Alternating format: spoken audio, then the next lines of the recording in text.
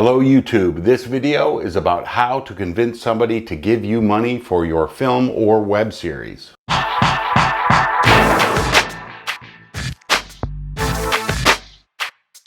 We're going to shoot something really big. So if you're new here, this is the channel where we teach you how to monetize your filmmaking career and build audience around your original content.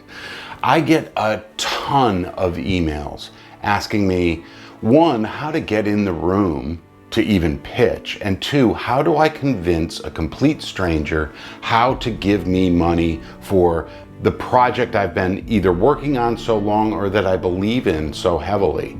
And the answer really is that it isn't about you, it's about them.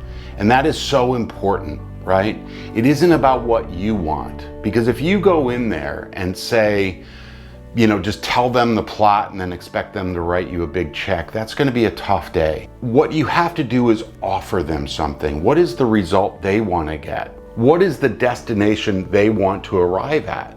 Right? You have to understand, Hollywood is built by people who are afraid of losing their jobs. If you read Variety or Hollywood Reporter, how many times do we see people changing jobs? Or this department head was just replaced by this department head, right? And so the reason they lose their jobs, and this is important and stick with me, the reason they lose their jobs is because they fail to bring the studio or distributor the results that they promised. And it's exactly the same with you, right? They're going to be they're going to be asking themselves the same question. How is this person going to get the results that I need so that I can live another day, right? They are less afraid saying no to you, because if they say no to you, they get to live another day. If they say yes to you, think about it. They have to go into their boss and say, I want to give this person $500,000. And that's a scary thing, because the first thing the boss is going to say is, okay, what has this person done in the past? Well, nothing really, but they have a great idea. Okay. Do they have any audience that comes along with it? Well, no, but, and then it's over, right? Because that boss is going to take the least path of risk. And so you can see what conundrum you're in.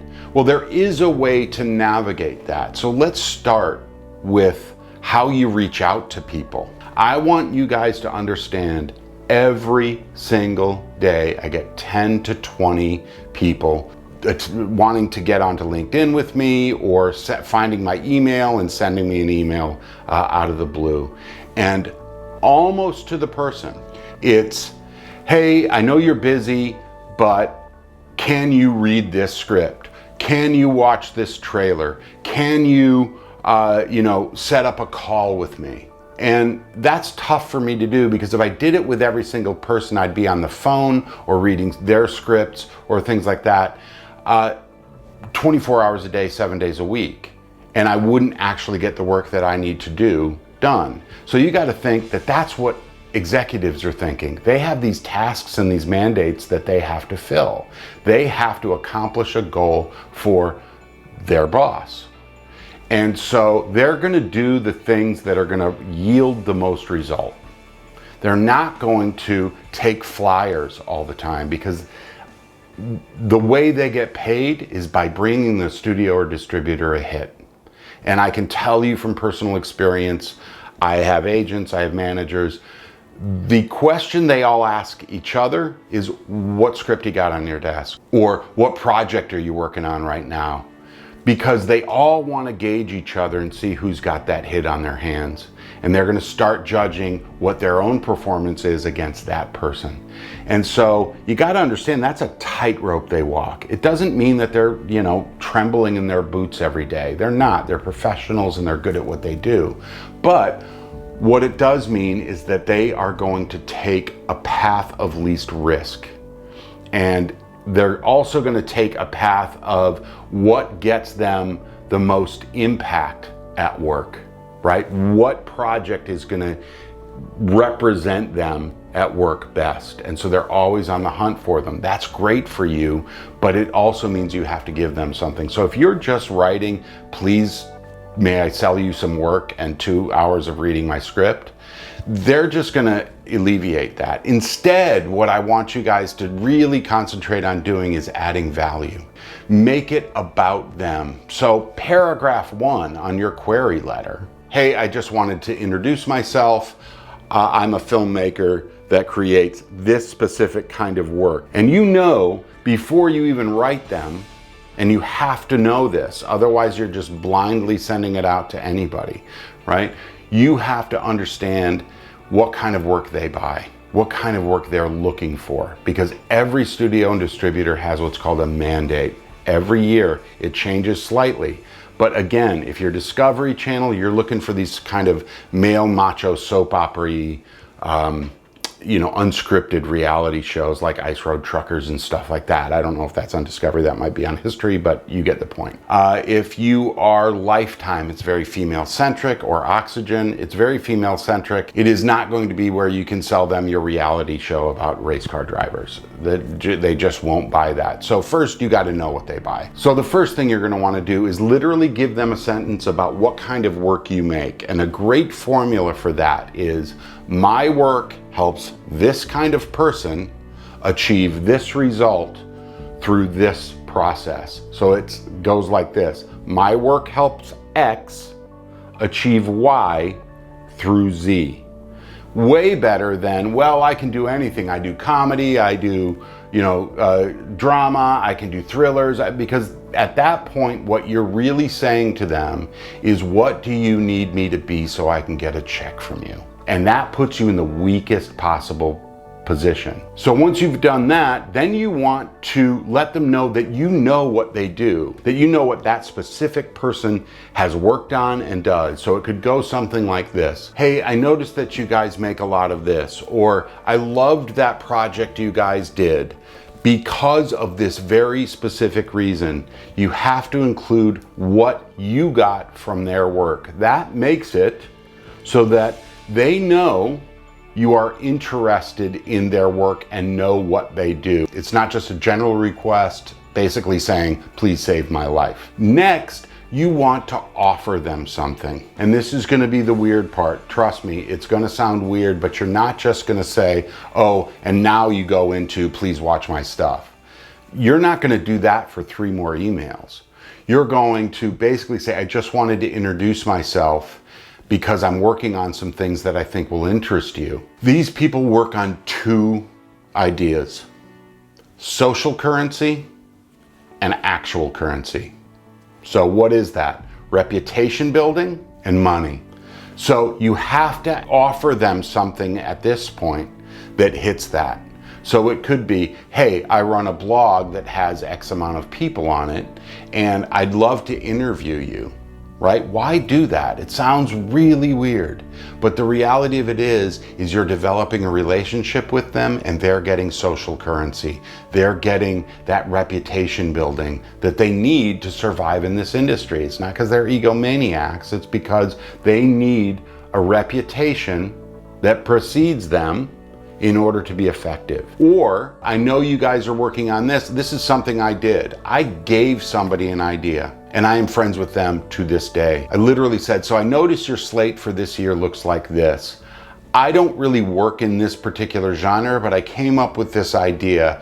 Here's the deck and the treatment for it. I don't want anything for it. Here you go. Those people ended up making that. That guy owned the project because I gave it to him. And all of a sudden, now there was a value exchange where I made his life better. And we just kept, I would reach out to him on Christmas. Hey, hope you're having a great Christmas. I'd reach out to him. Hey, I know your daughter just graduated from high school. I hope you guys had a great time and congratulations. Those little touch points are so very useful. So that's how I get in the room, right? I offer them something of value. And then I keep a consistent but reasonable line of communication open. They usually get back to me. Now, my whole filmmaking career is based on 11 relationships. I am famous to the right people, not trying to be famous to everybody. So that is how you get in the room, right? That's how you eventually say in the 5th, 6th, 7th email, hey, I have this project I think you're going to be interested in. I'm wondering if I can run it by you. Then let them say yes, then send them the project. Don't just start whipping off decks and scripts to people because they won't read it. It's a low percentage chance.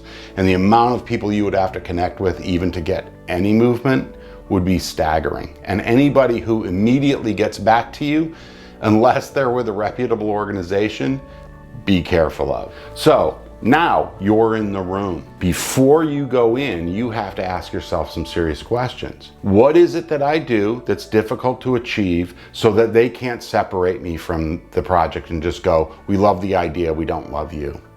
Ask yourself that question, be able to answer it. Next, ask yourself, how do these people want to be seen in their own jobs by their bosses? If you know that, or you can sort of get an understanding of that, you can lead your pitch to that. You can lead your pitch towards the result that they want, not the result you want. Again, it's about them. You are there to get them results, not get you results. If they feel like they're going to get results, they'll take the bet on you. If they feel like you're just asking for a check, it's a short meeting. You'll hear things like, thank you so much, what a wonderful idea, we'll be in touch. And when you hear that, that's called a Hollywood no. It sounds like a yes, or at least like a maybe. It's a no. Next, ask yourself what it is about your work that is unexpected. Is it that you have a unique structure to your script? Is it that you have a revolutionary shooting style? But they're looking for game changers. They're not looking just to fill a content gap, right? They're looking for people who are worth betting on, that are going to be able to be invested in over and over again. They want to know that that investment, that initial investment, built a relationship and garnered them literally money. Like that's the end result of all of this, is that's the driving force in this industry, is money. And I know you all know that, but to the extent you know it, I have to clarify. It's the only thing they care about in this regard, in that that's what keeps them working. That's what keeps their jobs, is if they have successes. So you need to change the game for them. You need to be the reliant one. And next, you want to be sure that you're not just selling them plot. I sit in pitch after pitch after pitch after pitch. And the thing I hear is most people just start whipping right off into plot. And it sounds a lot like, and then, and then, and then, and then, and then. Plot is maybe 30% of what you're going to talk about. You're going to talk about the results they're going to get by working with you, because if they don't like the idea, they're going to love you. And then they say, hey, this isn't really right for us. What else you got? Which brings me to my last point. It is have another, at least 2 projects in the wings that you can pitch as effectively as the one you're coming in with. Because you will get asked one day, this isn't right for us, what else you got? And you have to be able to go through that same process. Because if you don't have anything, the chances of you getting back in that room are really rare. So to recap, make it about them. Make sure that you explain to them that what you do is difficult to achieve so they can't extract you from the project. Next, explain to them that what you do is unexpected and doesn't fit into the mold. And I'm going to give you one more tip. In about the first third of the meeting, ask them what the last project they said yes to was. And when they tell you, say, why did you say yes to it? They are literally going to lay out how they bought something and why they bought something. And sure enough, your project fits those needs, right? So little trick, but it works, and actually they care that you want to know that question because it shows that you're interested in serving them. So again, the safest route for you is not to make a pitch about you and how clever your project is. The safest route for you is figuring out how to get the results for the people you're pitching to is. And I can guarantee you that they may not give you the money right up front. They may not even give you the money on this project, but they'll never forget you and you'll always have an open door. So if this video makes sense, press the like button. It really helps me. It really helps the channel so I can keep making these videos for you. Press the subscribe button if you're not a subscriber and the little bell so you get notified of new videos. And I can't wait to see you in the next one, and I'm talking to you.